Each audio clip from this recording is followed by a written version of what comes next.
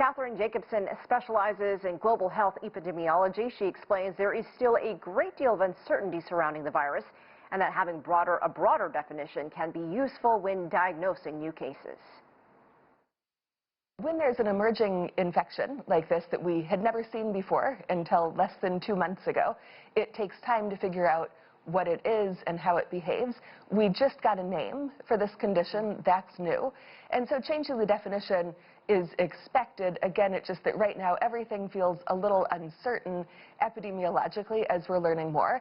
So the change in definition and that really sharp increase in cases just makes everything that much more difficult to try to sort through. We don't fully understand how this coronavirus spreads, but if it's able to spread through relatively close airspace, like the distance we're sitting, that makes it much more contagious than something like Ebola. So it makes the containment much more challenging. When there are so many thousands of people who have been infected, we know that we're missing some cases. We know that some people with mild infection aren't being tested. We know that that happens in every outbreak, so that's not unusual here. The case counts from the heavily affected areas have been increasing very fast. What's amazing at this point is that we aren't seeing local transmission in other countries.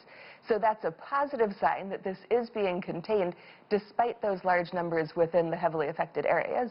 The real question, though, isn't will more travelers test positive, it's will we see local transmission chains happening here in the U.S.